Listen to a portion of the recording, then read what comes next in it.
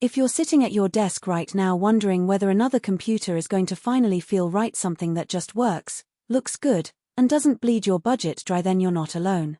Most people I've talked to are tired of machines that brag about specs on paper but stumble when you actually try to edit a photo, run a Zoom call, or just drag a spreadsheet across the screen.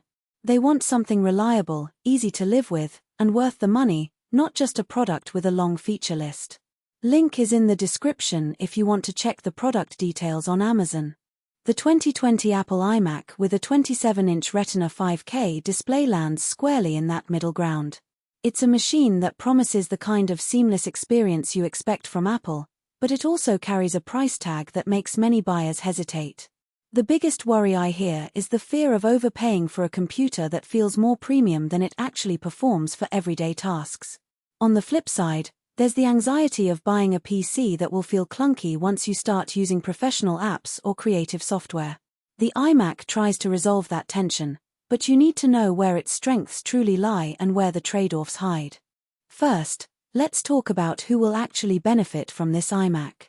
If you're a freelance photographer, video editor, or graphic designer who spends hours in Photoshop, Lightroom, or Premiere, the 5K Retina display is the kind of real estate you'll notice right away. The color accuracy out of the box is solid enough that you won't need an external calibrator for most client work, and the sheer pixel density makes detail-level editing feel natural. No need to zoom in to see the grain of a raw file. The integrated AMD Radeon Pro 5300 GPU, while not the top-of-the-line card you'd find in a dedicated workstation, handles 4K video timelines without stutter, and you'll appreciate the smooth playback when you're reviewing footage.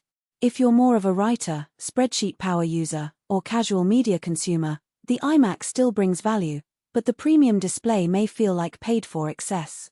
The 27-inch screen certainly makes multitasking easier. You can have a document open on one side and a browser tab on the other without cramming them together.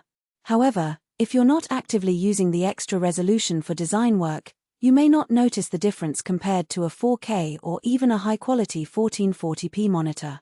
Now, for the people who should probably skip this model. Anyone whose workflow is heavily dependent on the latest GPU-intensive games will find the Radeon Pro 5300 underpowered. It's built for creative apps, not for ray-trace titles at high settings. Likewise, if you need a laptop for occasional remote work, the iMac's desktop form factor is a mismatch. You're stuck with a single location, and the price per inch of screen is higher than a comparable laptop that can also double as a portable workstation. Let's dive into the practical strengths.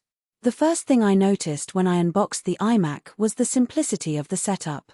Apple still includes a Magic Mouse and keyboard, and the two Thunderbolt 3 ports let you connect a fast external SSD or a 4K monitor without needing a dongle. The Ultrafast 512GB SSD means the system boots in seconds, and opening large Photoshop files feels instantaneous. In day-to-day use, that translates to less waiting and more creating. Because the SSD is soldered onto the logic board, you also get a quieter machine. No noisy fan spin-ups that can interrupt a video call or a recording session. Another practical win is the all-in-one design.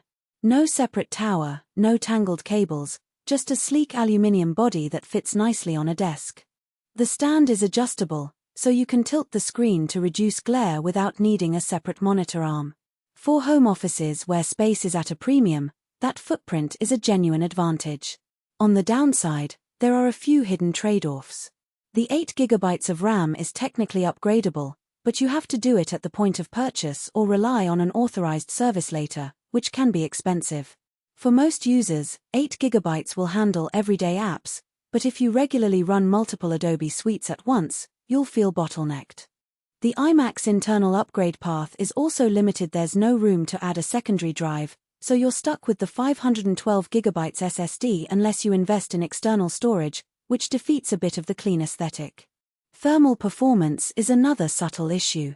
The iMac's compact chassis means the CPU and GPU share a common heat sink.